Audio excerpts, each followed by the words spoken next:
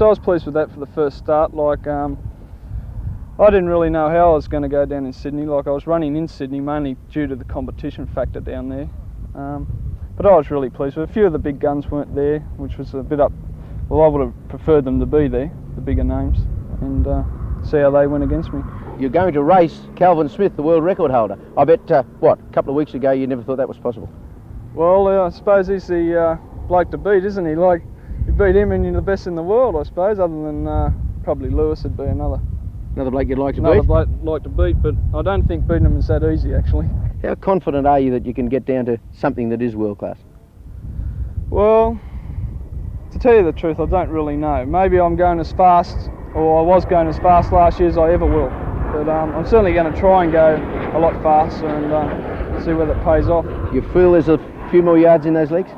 Oh, I think there is, but proof's in the pudding, isn't it? Calvin Smith will find out, I guess. Yeah, well, I'll see how I go against him.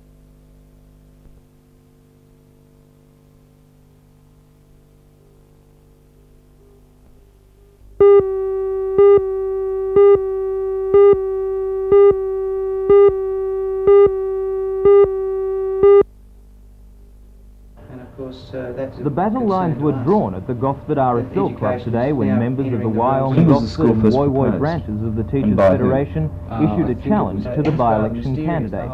The Federation wants a public commitment from each candidate that they will fight what it calls the waste of public funds on private schools and will call for the maintenance of teachers' staffing levels. It says the secondary school staffing formula will result in 34% of high schools losing teachers. Some schools will have less teachers, even though they have more students. The Federation has also set out to provide a new private school near the completion of Errol, which has been surrounded by controversy.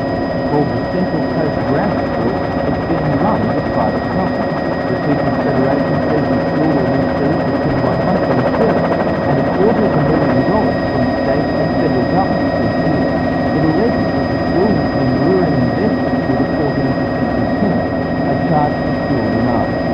The Federation says it's not an educational institution, it's a money-making institution.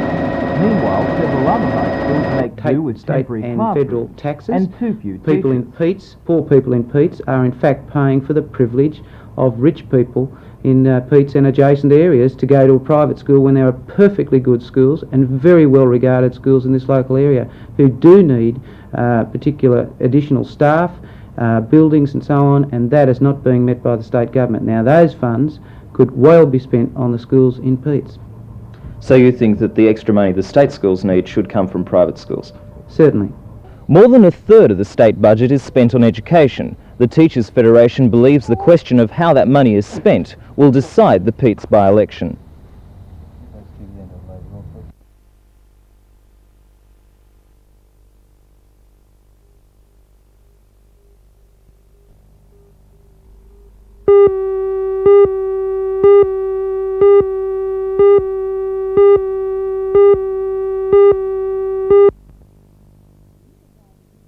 The new proprietors of the Newcastle Hotel is the Newcastle Workers Club, and last night trade union officials mingled with the invited guests who were all welcomed to the hotel by a piper. Secretary-Manager of the Workers Club, Mr Peter Masters, says he feels the outlay will be worth it. We thought Newcastle could use another alternative venue, a different sort of venue to some of the ones that are around. It's certainly different to a club. We've been interested in diversifying into other businesses, and this is one of the businesses that we've diversified into. We bought the place here for about $300,000 and we've renovated it for around $150,000, so it's a pretty fair commitment, but we believe it's going to show a lot of fruit. We're very happy with it actually and very excited about it.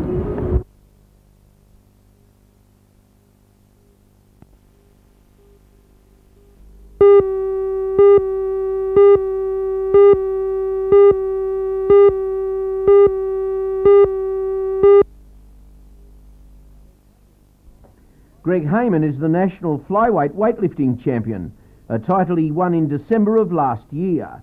He had earlier won the New South Wales Olympic selection trials, but sadly at the national trials in Melbourne had to withdraw because of injury. So a trip to Los Angeles and the Olympics was not available.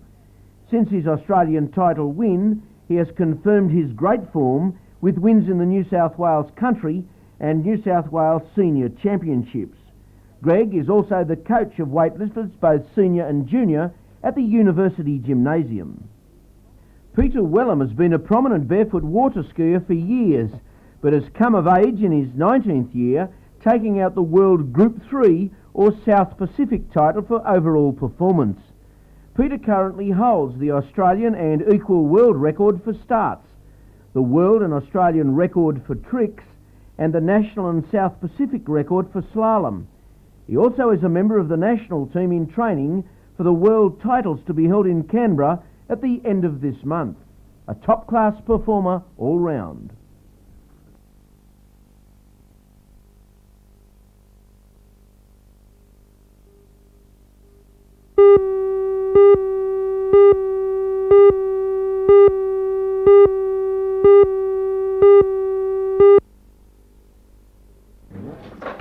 The Divisional Council of the AFULE, the union's governing body in New South Wales, began their meeting at 10 o'clock this morning to debate whether the union will call for statewide and national stoppages. The union state secretary, Mr Bernie Willingale, said an outcome wasn't expected until late this evening or early tomorrow morning. He said every meeting of the AFULE since the dispute started is being examined by the union's legal advisors. Although the meeting is still in progress, a statewide strike is tipped. Urgent top-level talks in Sydney last night proved fruitless, and although another arbitration commission hearing into the dispute has been scheduled, the AFULE state president, Mr Bruce Woods, says this avenue has little chance of success. Meanwhile, speculations about the dispute run dry, and it's not likely to be spread statewide questions being asked. Today's Sydney Sun predicts it won't.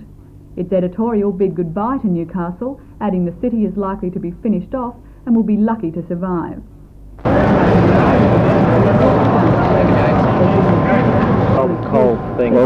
Well, can I put this to you in answering that question? It wasn't the AFULE that picked the Hunter Valley out. That was a State Rail Authority initiative. If I'd have been the Chief Executive Industrial Relations, I would have picked a little part of the state which wouldn't have had such a significant effect on the economy of New South Wales and of Australia. And while those industries being hit the hardest say the cost has been enormous, they also add it's happened before and will happen again. The Newcastle manager of the New South Wales Association, Mr Rod Harrison, says because over enormous damage will be done to the coal industry. It'll withhold shipments. Shipments that are not made can't be made up. And our customers will view our credibility as becoming lower and lower. To the rest of New South Wales. The chairman of the Port of Newcastle Task Force and the Hunter Development Board, Mr Alex Young, supports Mr Harrison's view. Do you think Newcastle is washed up as a result of this dispute? No, not at any price. I think really what is happening, and we must remember that Newcastle will always be an area in which industrial problems can occur. It's an industrial city. Now on that basis, what's happening at the moment is a real challenge to us to come forth with a better structure to handle this sort of thing. And you know, it has been done. We're doing it at the dockyard, we're doing it in other places, and we need to apply the same principle to the coal chain. What does the task force think needs to be done? Firstly, we believe the men should go back to work immediately so that we can have an opportunity of settling back and reviewing the situation. Secondly, we believe there should be a cooling off period to give an opportunity of negotiation so that the whole situation can be reviewed. And thirdly, we believe that that cooling off period should possibly involve a situation in which lay people at a much lower level should be given an opportunity to sit down with the unions involved around a table and try and solve what has become a very complex problem. The Managing Director of Carrington Slipways, Mr Don Laverick, also believes Newcastle's prospects will survive the rail strike. Newcastle is still a very vibrant city, and I think it's got some difficulties, but certainly from our industry standpoint, things look better this year than they have done for some time. Has Carrington Slipways been affected by the rail dispute? No, we're sorry to see what is happening for the coal producers because we know how important that is to the district, but it's not the first rail strike we've ever had or problems that we've had. And when you see record tonnages were shipped last year, I can't see that you can say that Newcastle is finished.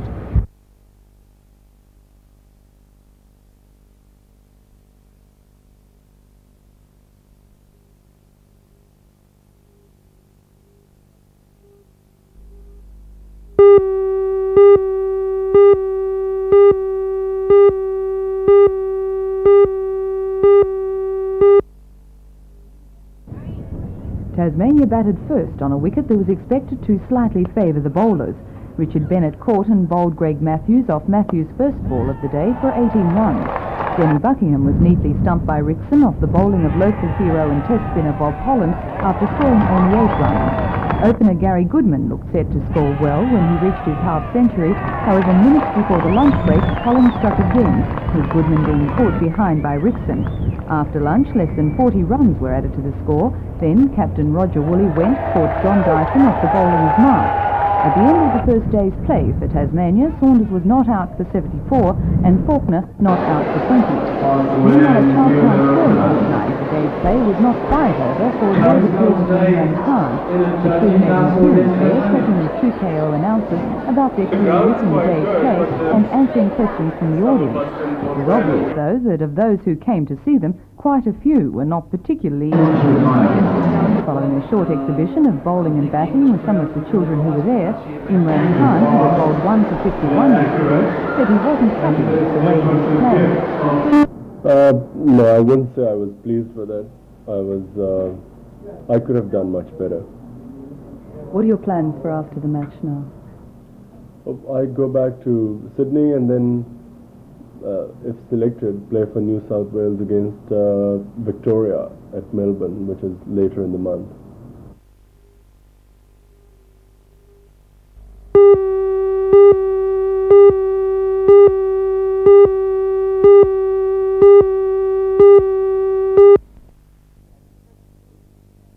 An impressive group of champions, including the current world number 2, Hans Nielsen of Denmark. They will compete against the Australian champion Billy Sanders and local hero Chris Watson. But it's the name Ivan Major which is on everyone's lips. After winning the World Championship 6 times, the New Zealander is retiring at the end of the year. To celebrate his farewell, he organised the 30-round Worldwide Jubilee Grand Prix series. Newcastle is the 7th round, and Major says he brought the circus here to increase the popularity of solo racing. Solos racing here in Australia has been in the doldrums for a few years, and I think it really needs a series like this to create some enthusiasm and get to normal members of the public who don't go to Speedway, not Speedway orientated. The race tomorrow night seems to be a case of local knowledge, as in people like Chris Watson versus international talent. Who do you think is going to win out? Everywhere you go, there's a Chris Watson who knows his way around the local tracks, and that generally speaking, these boys are good enough to overcome that.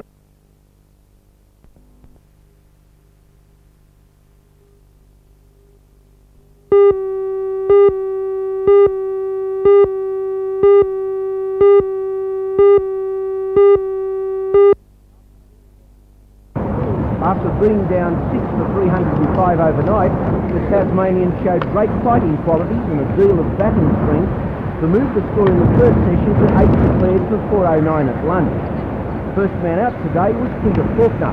Caught Dyson, bowled Mark.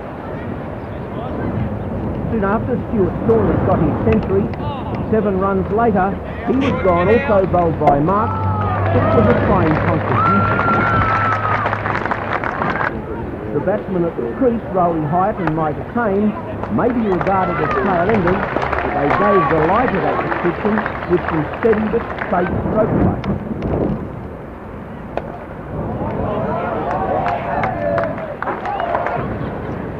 New South Wales should have claimed another, but skipper Dirk Williams grounded the captain made from Rowie Hyatt. Pakistani test player Imran Khan also gained little respect from the Tasmanian tail. Once the Tasmanians were the 409 for 8 declared. New South Wales went in after lunch determined to play straight and chase the big score, set them for 13 points. But things went against them. And Steve Smith missed the 14 caught Roger Woolley, bowled Roger down. John Dyson and Dirk Willem put their minds on the job and kept the series ticking over with some good boundaries. Willem was put down and New South Wales gained the race. The Cedar home side was run down to 104.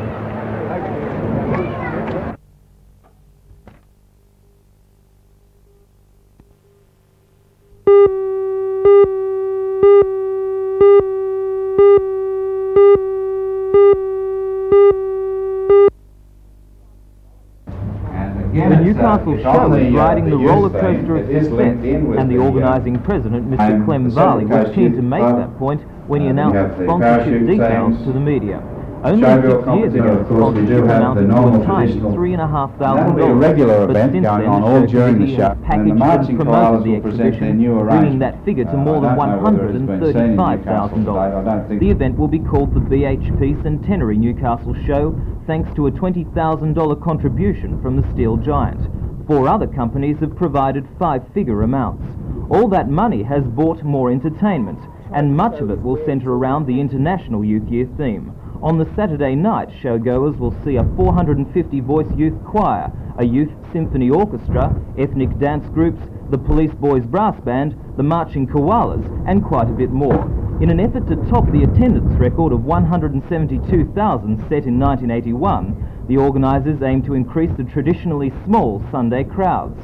The lure will be variety: the Young Talent Team and Johnny Young, the Warren-Daly Big Band, and the Newcastle Fame School. So the Newcastle Show can truly be called bigger and better than ever. A hard-nosed professional approach has taken the show beyond the realms of a country fair and made it one of the most important exhibitions in the country. The organisers received more good news this afternoon. The State Minister for Natural Resources, Mr. Janet Crozio, who inspected the showgrounds last August, has granted $10,000 towards re-roofing the grandstands.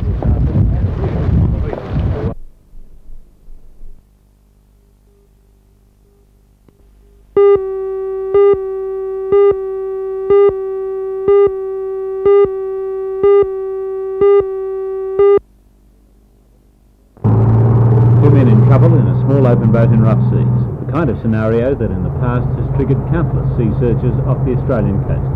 In this case, the 2 fishermen, in reality 2 police divers, carried an emergency radio indicating beacon, a low-cost device which enables aircraft and boats to home in with pinpoint accuracy.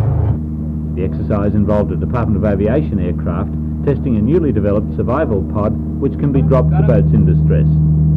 Guided by the unmistakable sound of the radio beacon, the aircraft soon found the boat in trouble. The National Safety Council para-rescue team was also to parachute into the water, but at the last minute was diverted by the Canberra Sea Safety Centre to a search off Evan Pest, a search that turned out to be a false alarm triggered by the inadvertent firing of a flare. Meanwhile, off Newcastle, the size of the seas were underlining just how small a small boat can be when the weather gets rough. But because of the rough conditions, those involved, the Department of Aviation, the RAAF and the police, rated the exercise worthwhile.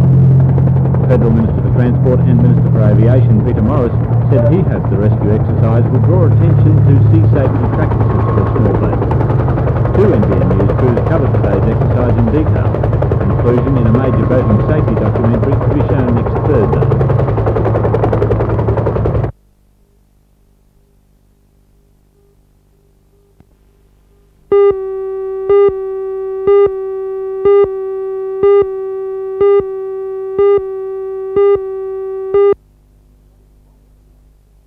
Champion lady bowler Elaine Pickstone of the South Newcastle Club competed with incredible success in 1984, culminating in her selection to compete in the inaugural Australia Games later this month. Elaine's class of 84 included her win in the Australian Champion of State Champions title in Adelaide. She was a member of the championship winning State Fours and Triples teams. Elaine added the Mayfield West Masters Pairs title to her collection, along with the District Pairs and Fours titles. A truly outstanding bowler. In the highly skillful sport of air rifle shooting, a Gosford lady is undisputedly a national champion. Jan Kobe, a wife and a mother of 1, last year took out her 3rd Australian ladies air rifle title. In '84 she dominated every shoot she contested, becoming national ladies team champion as well, the ACT ladies champion, and took the Wollongong, Illawarra, Liverpool and Newcastle titles. Jan Kobia is an exceptional sportswoman, having combined family commitments with what it takes to become the best in Australia at her chosen sport. In the tough world of professional tennis, Newcastle is well represented through 23-year-old Peter Doohan. The highlight of Doohan's 1984 campaign was his exciting win in the singles final of the South Australian Open last month. There's no telling how far Doohan will go in climbing the professional tennis ladder, but 1984 showed he is well on his way. At Wimbledon he was a semi-finalist in the doubles, won the Tel Aviv Grand Prix doubles, took out the Australian hardcourt singles title, captured both the singles and doubles at the Kooyong Masters, and of course the South Australian Open singles. Duan's world computer ranking continues to climb. In the fast-growing sport of sailboarding, Newcastle is the home of the best not only in Australia, but arguably the world. His name is Bruce Wiley, Australian champion and winner of the gold medal in sailboarding at the Los Angeles Olympics. Wiley is an international in every sense of the word, having travelled and continues to travel the world seeking and winning events. The Belmont teenager shows extraordinary skill in all forms of sailboarding, from straight-out racing, acrobatics through to wave jumping. Bruce Wiley, a dynamic sailor. Finally, athletics, where sprinter Paul Singleton turned in some stunning performances last year. Most notable was his win in the rich professional sprint, the Stall Gift. This remarkable athlete, an engine fitter by trade at the Williamtown RAAF base, also took out the National Beach Sprint title for the second year running, and ended the year by being selected to compete in the Australia Games.